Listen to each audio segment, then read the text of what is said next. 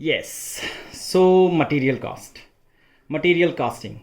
So it is the second most important chapter of our syllabus, and this basically concerned with certain decisions that cost control, cost minimization, and cost reduction of what of raw materials.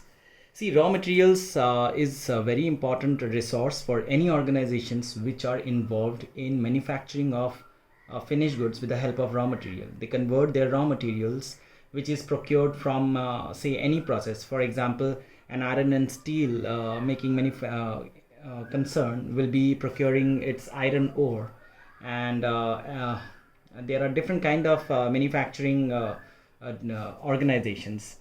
Say mobile phones, they procure their raw materials in respect of small metal pieces, plastics, cameras, and there are so many other items which are required. So all of them considered together is called material cost. So it is the most important cost of any organization who are involved in manufacturing of products. So material are of two kinds: direct material and indirect material. What are direct materials? So direct materials are kind of material which are directly attributable to the production. It means we can basically identify those raw material into the finished product. So if I say, if we read newspaper, we know, we certainly know the primary material used in making newspaper is paper, and to write all those news which we read, those are inks, right. So दो तरह का materials में use होता है, paper use होता है, ink use होता है. सो उसी को हम लोग रॉ मटेरियल कहते हैं. सो डायरेक्ट मटेरियल का मतलब हो गया, डायरेक्ट मटेरियल्स आर दोज जो फिनिश्ड प्रोडक्ट में डायरेक्टली दिखे. ठीक है. सो और एक तरह का मटेरियल होता है which we call indirect material. ये बहुत ही स्मॉल वैल्यू के आइटम्स होते हैं, small value items like nuts, pens etcetera, जो फिजिकली फॉर्म नहीं करता है फिनिश्ड प्रोडक्ट का. So they are not part of the finished product, but they are certainly very important for the organization, without which the production will not be complete. Now, so our main objective of reading or studying this particular chapter is to control cost. What is cost control? Cost control is not minimization of cost. आपको cost घटाना नहीं है, cost को control करना है. Like it is under your control. The costs are not controlling the organisation, but the organisation in superior hands. वो super में है, वो ऊपर में है, वो जो चाहता है उस तरह से कंट्रोल कर सकता है कॉस्ट को. कॉस्ट मिनिमाइजेशन का मतलब क्या है? बहुत तरह के ऑर्गेनाइजेशन में क्या होता है, कभी कभी हमको ज़्यादा खर्चा हो जाता है. We involve certain processes which results into incurring of more expenditures, which is basically eroding our resources. And then cost reduction. Finally, cost reduction का मतलब हो गया कि there are certain inefficient departments which we try to control, और उनमें जो भी inefficient elements हैं which उसको हम लोग control करते हैं. Now, all manufacturing organizations should ensure continuous production, which is further guaranteed from material supplied on an uninterrupted manner. इसका मतलब क्या है? मटेरियल कॉस्टिंग में हम लोग ये देख रहे हैं कि ये वो रॉ मटेरियल्स के बारे में हम लोग पढ़ते हैं जो रॉ मटेरियल्स हम लोग को फिनिश्ड गुड्स बनाने में हेल्प करते हैं. सो रॉ मटेरियल्स एक डिपार्टमेंट के लिए बहुत ही ज़रूरी है. It's like the blood of our body. So अगर बॉडी में खून की कमी हो जाए तो हम लोग प्रोडक्शन नहीं कर पाए, हमारी बॉडी नहीं चलेगी, राइट. सो रॉ मटेरियल कंटिन्यूसली हम लोग को प्रोडक्शन प्रोसेस में डालते रहना है, which will result into continuous conversion of into finish goods, और जो मार्केट में हमारा डिमांड बना रहेगा फिर प्रोडक्ट का.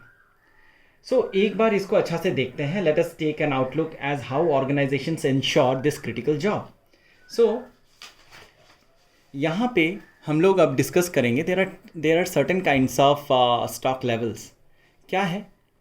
सबसे पहले हम लोग, ये मैंने एक ड्रॉ किया है. ये आप लोग एक बकेट का एग्जांपल ले सकते हो. ये हम लोग का सपोज पानी का टैंक है. It's a water tank. ठीक है. इसको आप पानी का टैंक पकड़ लीजिए, जो हम सबके घर पे होता है. अगर हम लोग फ्लैट में रहते हैं तो फ्लैट में भी होता है, जिसमें क्या होता है कि हम लोग स्विच ऑन करते हैं पंप का, तो पानी जो है ग्राउंड से रिजर्वायर से ऊपर टैंक में जाता है, एंड देन जब पानी ख़त्म होता है हम लोग के टैप में, हमारे फ्लैट में पानी नहीं आती है और हम लोग को वापस से पंप की स्विच ऑन करनी पड़ती है टू फिल दिस टैंक का. So how can we ensure that कि ये हमारे जो फ्लैट है उसमें कभी भी पानी की कमी ना हो, इसको हम लोग किस तरह से इंश्योर करेंगे? तो इसको इंश्योर करना बड़े ही it's not difficult, it is not ऐसा हाथी घोड़ा तो है नहीं इसको कि इसको संभालना काफ़ी मुश्किल है, या ऐसा कुछ है नहीं. तो इसमें क्या होता है, यहाँ पे कुछ लेवल्स के बारे में मैंने कहा है. सबसे पहले तो हम लोग ये ग्रीन वाली लेवल के बारे में पढ़ते हैं, या फिर चलो एक बार सारा लेवल ही देखते हैं. सबसे पहले यहाँ पे मैंने रेड मार्क करके रखा हुआ है मिनिमम लेवल. ये जो टैंक है, ये टैंक के साथ यहाँ पे देखिए डायरेक्ट एक पाइपलाइन है जो फैक्ट्री में जुड़ती है. तो this pipeline basically is denoted by continuous supply of raw material into factory machines. तो अगर यहाँ से रॉ मटेरियल का जो सप्लाई है वो अगर रुक जाए किसी तरह से, तो फिर फैक्ट्री में प्रोडक्शन नहीं होगी. हम लोग को इस चीज़ को कंटिन्यूअस रखना है, इस चीज़ में कभी भी रुकावट नहीं आ सकती. ये अगर रुक जाए तो फिर हमारी फैक्ट्री में प्रोडक्शन में बहुत ही क्षति पहुंच सकती है. We will lose our revenue. So this is the minimum level, जिसके नीचे नहीं जाना है कभी भी, है ना, इसके नीचे नहीं जाना है. This is the minimum level. और ये है हमारा मैक्सिमम लेवल. ये मैक्सिमम लेवल है.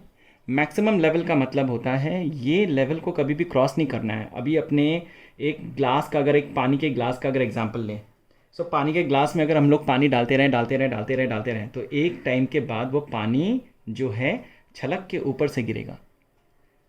तो ये जो ऊपर से गिरेगा इसको हम लोग कहते हैं ओवरफिल हो गया है. We should stop pouring more water, so which is basically resulting into wasting of our water. So इसका मतलब क्या है कि मैक्सिमम लेवल हम लोग को एक बाउंड्री बता देता है कि इसके ऊपर नहीं जाना है. So whenever this particular level is mentioned, it means that beyond which result into overstocking, कि सामान ज़्यादा पड़ा हुआ है हमारे पास और फैक्ट्री में काम नहीं उतना हो पा रहा है. इस दोनों चीज़ों को कंट्रोल करने के लिए सबसे बेहतर ये है हमारे पास रीऑर्डर लेवल. ये हम लोग का ये एक ऑरेंज लाइट है. This is the orange light which basically blinks when we are in need of raw material. तो ये एक ऑरेंज लाइट तभी जलेगी जब हम लोग का रॉ मटेरियल ख़रीदने का टाइम आ जाएगा. इसका मतलब क्या है, बात ये है कि ये जो रीऑर्डर लेवल है, ये जो लेवल है, इस लेवल में जब भी स्टॉक का लेवल गिरता है ना, ये यहाँ पे हमारा पूरा स्टॉक है, ये जो है ये हमारी पूरी स्टॉक है. यहाँ पे पूरा स्टॉक भरती है, ठीक है. स्टॉक भरती रहता है. लेकिन क्या होता है कि जब मैं मैक्सिमम लेवल पे हूँ तो हमारा स्टॉक हमेशा ऐसे करके नीचे जाएगा, है ना, ऐसे करके नीचे जाएगा. कब नीचे जाएगा? जब हम लोग यूज़ कर रहे हैं रॉ मटेरियल को, क्योंकि फैक्ट्री यहाँ से तो निकाल ले रहा है ना मेरा रॉ मटेरियल. हम लोग को इंश्योर करना है कि ये रॉ मटेरियल गिरते गिरते इतना ना गिर जाए कि मेरा फैक्ट्री में प्रोडक्शन रुक जाए.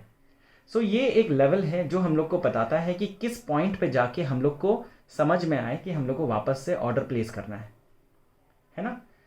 रीऑर्डर लेवल का मतलब हो गया, रीऑर्डर लेवल का मतलब यहाँ पे डेफिनेशन है कि it is the level. Reorder level का मतलब level of material at which fresh और new order of material is placed. इसका मतलब यहाँ पे जाके एक ऑरेंज बत्ती जलेगी और वो बत्ती हम लोग को बताएगी कि हमारा रॉ मटेरियल ख़रीदने का वक्त आ गया है. हम लोग को सप्लायर को कहना है कि आप मेरे को रॉ मटेरियल डिलीवर करके जाइए. लेकिन बात है कि रॉ मटेरियल का जो डिलीवरी बॉय है या फिर जो सप्लायर है वो तो मेरे दुकान के बाहर तो खड़ा है नहीं. It will take some time for him as well to deliver me the products, to deliver me the raw materials. ठीक है. यहाँ पे कुछ फॉर्मूलाज हमने डिस्कस करने हैं. ये फॉर्मूलाज हम लोग को बताएगा कि कौन से वक्त में क्या फॉर्मूला यूज़ करें कि हमको रीऑर्डर लेवल मिले, मैक्सिमम लेवल मिले और मिनिमम लेवल मिले। तो सबसे पहले हम लोग रीऑर्डर लेवल का ही वाक्य उठाते हैं। रीऑर्डर लेवल का जो है ये maximum usage into maximum reorder period. Maximum usage का मतलब हो गया फैक्ट्री जब मैक्सिमम अपने कैपेसिटी में काम करती है उस वक्त how many raw material units, how many kilograms of raw material और how many litres of raw material और how many pieces of raw material are used. ठीक है, इसका मतलब ये हो गया कि रॉ मटेरियल कितना यूज़ होगा जब मेरी फैक्ट्री जो है मैक्सिमम कैपेसिटी में काम कर रही है। ठीक है, और ये मैक्सिमम रीऑर्डर पीरियड का मतलब क्या है? मैक्सिमम रीऑर्डर पीरियड, इसके आगे से मैं जब भी आरओपी का बात कहूँगा इसका मतलब रीऑर्डर पीरियड होता है। रीऑर्डर पीरियड का मतलब क्या होता है कि आज अगर मैं सामान ऑर्डर करता हूँ तो मेरे को वो सामान कितने दिनों में मेरे फैक्ट्री के अंदर में डिलीवरी हो जाएगी। तो वो डिलीवरी का टाइम यहाँ पे हम लोग कहते हैं रीऑर्डर पीरियड। तो ये मैक्सिमम भी हो सकता है, ये मिनिमम भी हो सकता है। मैक्सिमम का मतलब है कि ज़्यादा से ज़्यादा समय हमको लगता है वो सामान को हमारे पास हमारे फैक्ट्री में डिलीवर करने के लिए, और मिनिमम का मतलब होता है कम से कम वक्त लगता है हमारे फैक्ट्री में वो सामान को सप्लायर के वहाँ से आने में। सो रीऑर्डर लेवल निकालने का फॉर्मूला है मैक्सिमम यूसेज, मतलब फैक्ट्री का जो मैक्सिमम कैपेसिटी है, जिस टाइम पे फैक्ट्री अपने मैक्सिमम कैपेसिटी में काम कर रहा है उस टाइम पे रॉ मटेरियल का सबसे ज़्यादा कितना यूज़ होता है दिया रहेगा हमारे क्वेश्चन में, और मैक्सिमम सामान को सप्लायर के पास से मेरे यहाँ पे आने में कितना वक्त लग रहा है। So if you multiply these two elements then we will get reorder level. So ये reorder level is the level at which we will place new और fresh order। ये हम लोग को बताएगा कि हम लोग को कितना सामान खरीदना है, how many units of raw material we should actually buy. Okay, so now then let us come to minimum level. Minimum level का फॉर्मूला यहाँ पे हम लोग देख रहे हैं। मिनिमम लेवल है क्या? मिनिमम लेवल हमको यहाँ पे बताता है कि it is the level of stock below which the stock must not go at any time. So it generally leads to stoppage in production process if the stock level dips below this level. इसके नीचे नहीं जाना, इसके नीचे जाने का मतलब है कि मेरा फैक्ट्री में जो है मेरा प्रोडक्शन घट रहा है, मेरा प्रोडक्शन जो है रुक जाएगा। सो इसका फॉर्मूला है reorder level minus average usage into average reorder period. So average का मतलब हो जाता है यहाँ पे, हमने यहाँ पे मैक्सिमम यूसेज के बारे में कहा था, ऊपर में हमने यहाँ पे मैक्सिमम यूसेज के बारे में कहा। ठीक है, ये और यहाँ पे हम लोग कह रहे हैं कि एवरेज यूसेज है ना, ये रहा एवरेज यूसेज। एवरेज यूसेज का मतलब क्या होता है? एवरेज यूसेज का मतलब होता है मैक्सिमम फैक्ट्री में कितना काम हो रहा है, रॉ मटेरियल का यूज़ कितना हो रहा है, उसके साथ जोड़ना है मिनिमम फैक्टर में कितना यूज़ हो रहा है डिवाइडेड बाय 2। बस एकदम सिंपल सा बात है कि एवरेज में हमारा रॉ मटेरियल का कितना यूसेज होता है फैक्ट्री में वो, और ये एवरेज रीऑर्डर पीरियड, इसका मतलब है maximum reorder period plus minimum reorder period divided by 2। बहुत समय में होता है कि से मैं एग्जांपल दे रहा हूँ आप लोग को एक, कि हो सकता है कि आज मैं रॉ मटेरियल ऑर्डर किया, मेरे को मैक्सिमम लग सकता है कि नहीं 10 दिन लग जाएगा वो सामान मेरे फैक्ट्री तक आने में। सो हो सकता है कभी कभी वो 10 दिन वाला बात 4 दिन में हो जाए, तो 4 दिन से कम नहीं लग सकता कभी भी। सो 10 दिन प्लस 4 दिन divided by 2, so it is coming to almost 7 days. So इसका मतलब क्या है कि एवरेज में 7 दिन तो हमको लगना ही लगना है। ठीक है, सो रीऑर्डर लेवल के साथ अगर हम लोग एवरेज यूज़ को और एवरेज रीऑर्डर पीरियड को अगर मल्टीप्लाई करके माइनस करते हैं, we will get minimum level. So this is the level where red light blinks, है ना, this is the level at which red light is blinking. We should not go below this. Now let us come to maximum level. So maximum level का मतलब देखो, maximum level जो है वो reorder level के ऊपर है। So रीऑर्डर लेवल के साथ अगर रीऑर्डर क्वांटिटी को हम लोग जोड़ते हैं और माइनस करते हैं मिनिमम कंजम्पशन और मिनिमम रीऑर्डर पीरियड को, तो we will get maximum level. So again reorder level is the level जिस टाइम पे हम लोग को कितना रीऑर्डर करना है, सामान रीऑर्डर करना है हम लोग को, वो हमारे पास आता है, वो लेवल हम लोग को समझ में आता है। रीऑर्डर क्वांटिटी मतलब हम लोग कितना सामान खरीद रहे हैं, इसका मतलब है कि ये है मेरा रॉ मटेरियल का सामान, ये है quantities that I am buying actually, है ना, this is the quantity of raw material I am buying, ये मैं खरीद रहा हूँ। ठीक है, ये मैंने खरीद लिया। ठीक है, तो ख़रीद के मैं ऊपर पहुंच गया, तो रीऑर्डर लेवल के साथ मैंने रीऑर्डर क्वांटिटी मैंने जोड़ दिया, मैं ऊपर पहुंच गया। अभी क्या है कि मैं कंजर्वेटिव हूँ कि जब भी मेरे पास सबसे ज़्यादा सामान होता है, आई am getting very minimum number of orders from my customer, so my use my use of material is very low and my reorder period is also very minimum. So if we multiply these two things and इनको अगर हम लोग ये equation में डालें तो हम लोग को मैक्सिमम लेवल मिलेगा। सो रीऑर्डर लेवल के साथ रीऑर्डर क्वांटिटी जोड़ना है, माइनस करना है मिनिमम कंजम्पशन और into minimum reorder period, so we will get maximum level. So again let us see minimum maximum level का मतलब क्या है। Level of material which should not be exceeded, इसको एक्सीड नहीं करना है।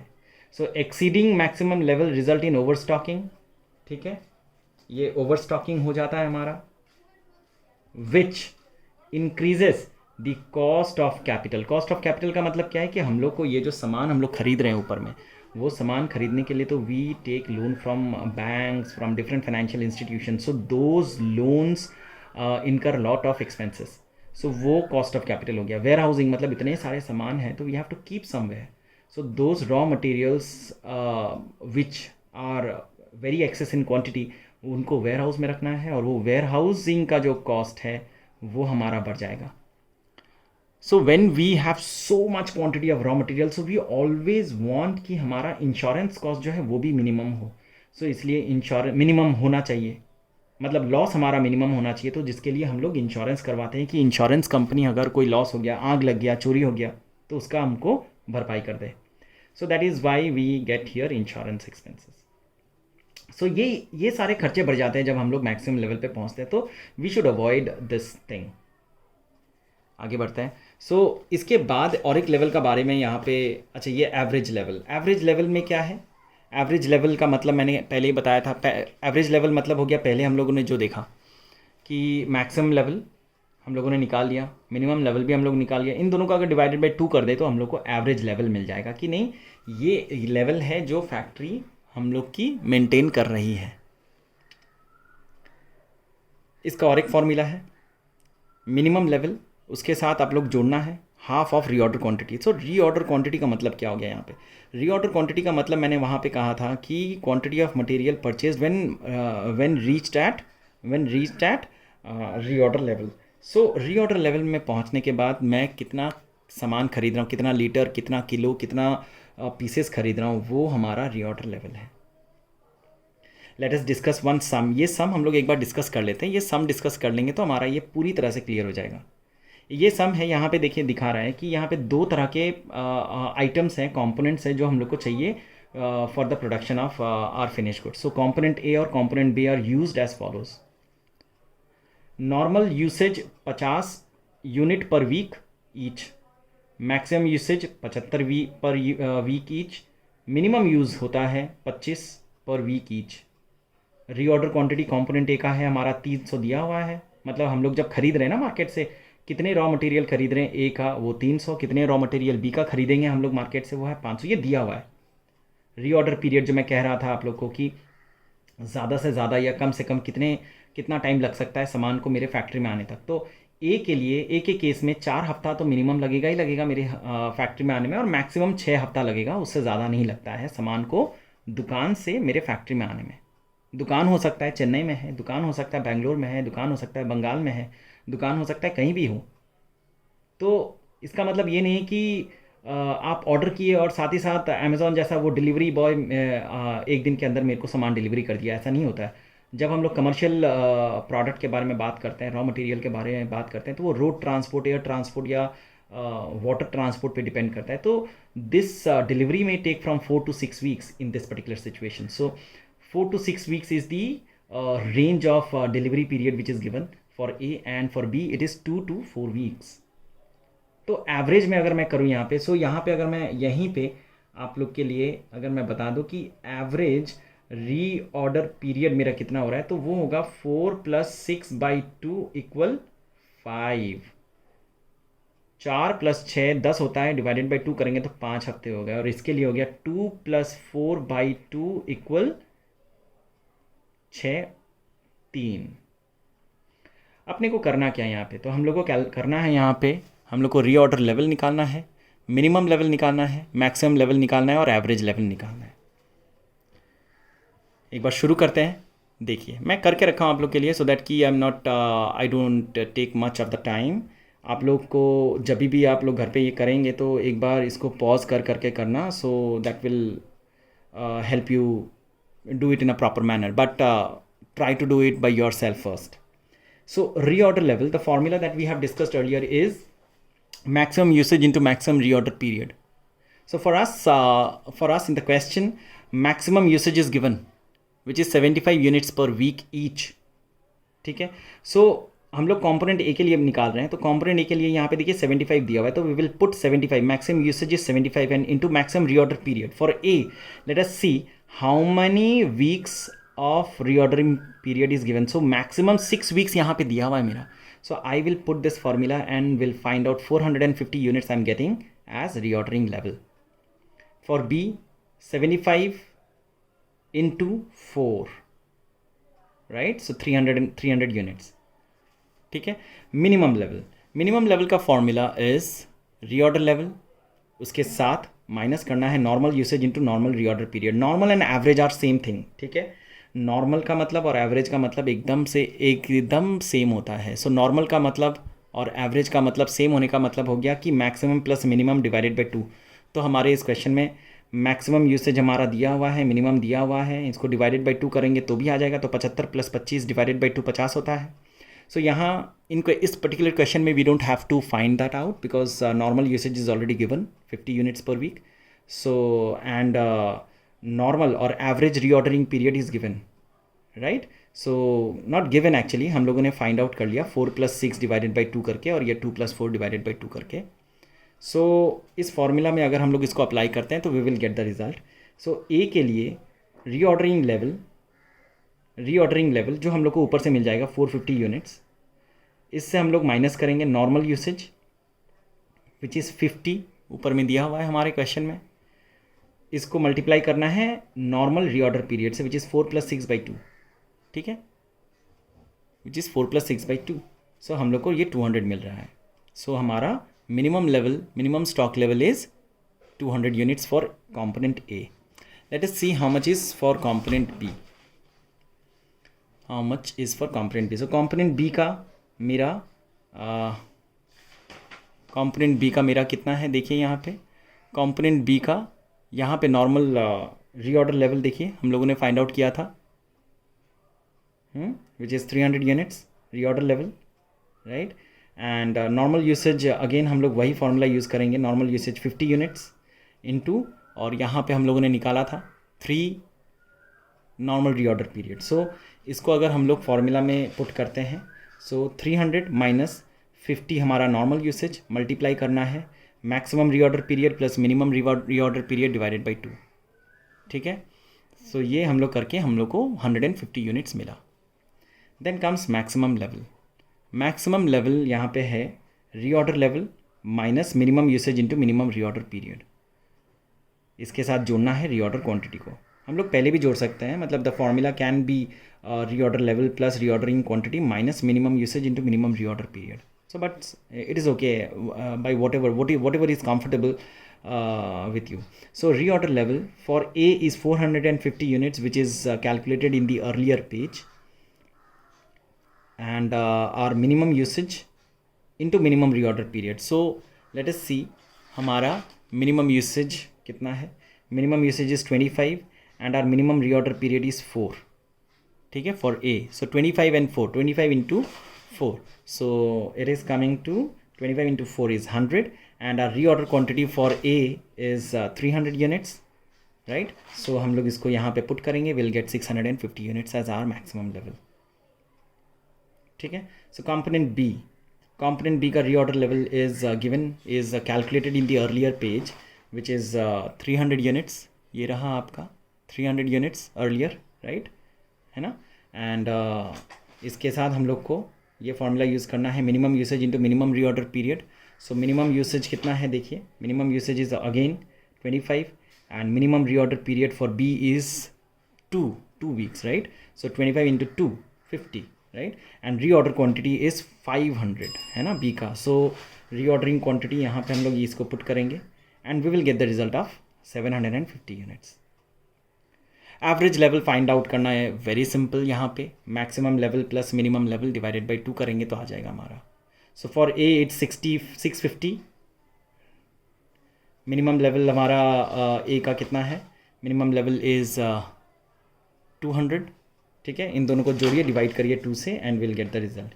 For B it's 750 plus 150 divided by 2, so it's 450. Right, इसको अच्छा से करिए.